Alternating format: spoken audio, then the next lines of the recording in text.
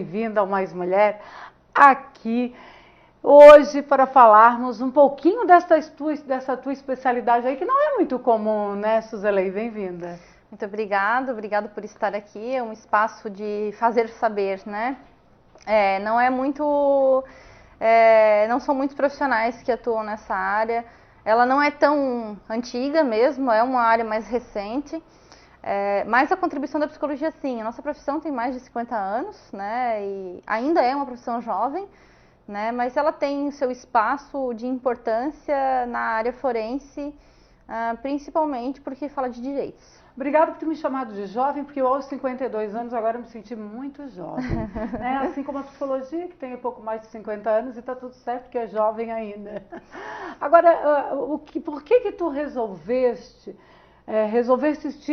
te aperfeiçoar, fazer esta especialidade, né, para o ramo forense dentro da psicologia?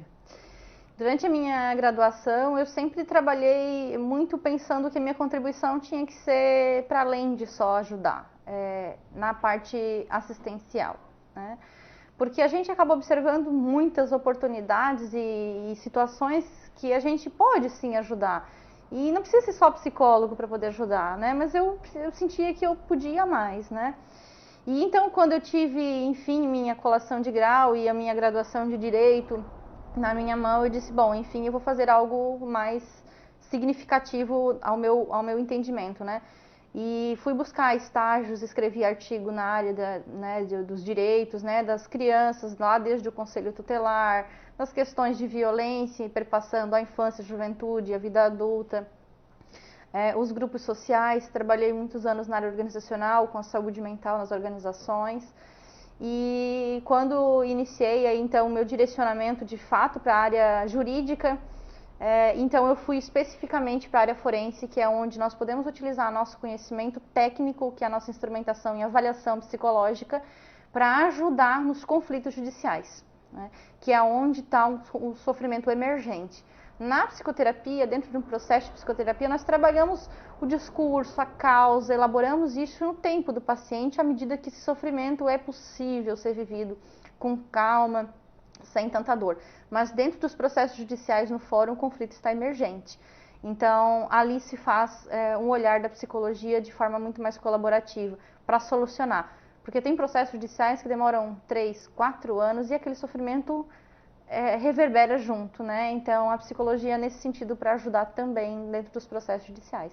E no teu caso, em alguma audiência já foste chamada ou não numa audiência, em algum caso, no processo, para poder utilizar a psicologia forense na resolução de alguns casos, principalmente, vamos aí para o viés da violência doméstica? Sim, infelizmente a nossa região tem muitos casos desses, né? E assim como o processo de separação, destituição de poder familiar, e nós sempre somos chamados, né? E agora com o sistema de justiça em home office, às vezes não sempre presencial, mas até por vídeo mesmo, no sentido de elucidar, né? Aquele traço de personalidade, se aquele traço possui um trauma vinculado àquela violência, né? Ou da pessoa que está provocando essa violência, se possui um traço de sim, essa pessoa está sim provocando uma violência, essa denúncia ela faz sentido ou não, para que a justiça possa tomar uma decisão em relação a permitir ou não permitir mais aquele núcleo familiar de conviver ou destituir ou tomar algum outro tipo de medida. E infelizmente, constantemente eu sou convocada para estar nesse meio de discussão. E como é que é feito a avaliação? A avaliação psicológica, ela se dá por diversos contextos. A gente utiliza muito a nossa instrumentação técnica, que são os conhecidos testes psicológicos, que a maior parte das pessoas aí já passou algum dia na vida por um teste psicológico para ser contratado para um trabalho, ou para tirar sua carteira de motorista, enfim. E são esses testes psicológicos que a gente utiliza para investigar esses traços de personalidade, além das nossas instrumentações científicas na observação. E nós utilizamos aí mais de 8 instrumentos para identificar um único traço. Então, não é uma observação meramente por observação. Então, é um trabalho realmente fidedigno. E quando não, vamos inclusive a campo, vamos na casa dessas pessoas que estão sendo avaliadas, vamos Avaliação no contexto. Em loco mesmo. No contexto, porque o ser humano ele é um só. Se ele está em sofrimento, ele está em sofrimento nos diversos contextos. Sim. Então, a nossa avaliação ela não é feita somente dentro do consultório, fora daquele ambiente hostil, né? Daquele ambiente onde não está havendo a violência. A gente vai no ambiente onde está sendo provocada a violência, para inclusive fazer a aplicação das nossas ferramentas naquele ambiente, para que a gente possa combinar os fatores também, né, de como que essa personalidade se dá naquele ambiente. Perfeito. Eu vou falar agora sobre um assunto, até que ultimamente parece que com muita frequência tem aparecido casos para mim de estupro pelo próprio cônjuge, que é o estupro marital, né? Uhum. Ou seja, nestes casos, muitos homens, até por questão cultural, a questão da religiosidade, os dogmas religiosos que ele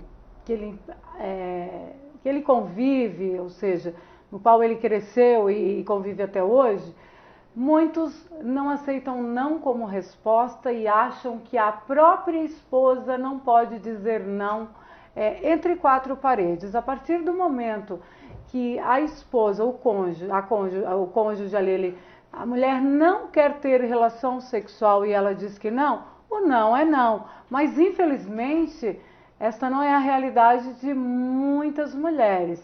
Como que a psicologia forense avalia e pode ajudar mulheres nesse quesito, que são estupradas pelo próprio marido?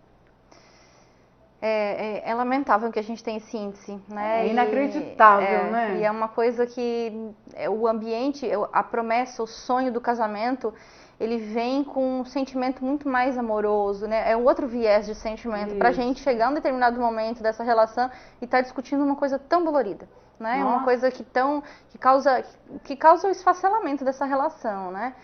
E a psicologia forense, quando ela é acionada para esses casos, ela faz a aplicação da instrumentação técnica para investigar a personalidade, se existe um transtorno ali da pessoa que provoca essa violência ou desse trauma que está sendo provocado nessa pessoa. E ela não para nesse diagnóstico, a gente não produz meramente um laudo para a justiça poder aplicar a lei ali, né? Nós fazemos, inclusive, a discussão, a elaboração e a psicoterapêutica daquela dor, daquele sofrimento que vem sendo vivenciado ali. Tanto dessa mulher que vem sendo violentada no sentido de empoderá-la, né, de buscar esse amparo que ela precisa, né, porque culturalmente a gente aprende, né, ao desamparo, enfim. Eu digo a gente, a mulher, e o homem, né, como provocador, infelizmente, culturalmente como provocador, mas mulher também pode provocar violência, né? Com certeza. E homem como provocador, a ressignificação desse transtorno, né? Olhar para esse transtorno, haver-se com esse transtorno, trabalhar isso em psicoterapia para que ele não provoque novas situações violentas, para que ele consiga reconstituir, que talvez não mais com essa esposa, com essa companheira, mas nos futuros relacionamentos, que ele encontre em si um relacionamento sadio na vida dele, sem precisar estar reproduzindo novas e novas violências. E quando há um falso relato de estupro, ou no caso, às vezes, o homem, ele é punido, ele é julgado pela sociedade, ou ele recebe uma punição judicial, e muitas vezes a gente conhece realidades na qual o indivíduo lá, o homem, ele é considerado o agressor, mas muitas vezes também pode ter sido uma denúncia falsa, como acontece, né? Acontece e, assim, infelizmente, tem aumentado um pouco dessas falsas denúncias, né? E aí, por isso... Por parte das mulheres? Por parte das mulheres. O que está acontecendo aí? Qual é o teu parecer aí em relação a isso? Ainda tem muita pesquisa sendo feita sobre isso, né? Mas muitas delas vêm trazendo uma questão de dependência. Dependência emocional, dependência financeira, alguma questão emocional nessa mulher que precisa de uma atenção extra e ela busca no fato de subjugar ou criticar ou vulnerabilizar essa outra pessoa que está comigo. para que eu não perca esse vínculo, para que essa pessoa não me deixe. Então, ou você faz isso comigo, ou eu vou acabar com a tua vida fazendo uma falsa denúncia, né? Então, vira um jogo, aquele poder sadio entre aquele casal, jogo de poder, de espaço, se transforma em algo que não é saudável, né? Vou te dizer que se transforma até num campo de guerra. De uma certa forma. O respeito porque acaba o respeito, né? E quando termina o respeito, acaba tudo. Eu acho que nós até conversávamos antes de iniciarmos o programa, que é muito importante o respeito e principalmente o diálogo é o mínimo de um relacionamento. E quantos casais não dialogam? A base do relacionamento, eu sempre digo, as pessoas me perguntam, Cibele, qual o sucesso para um bom relacionamento? 50% diálogo, 50% sexo. Fatidicamente o sexo um dia acaba.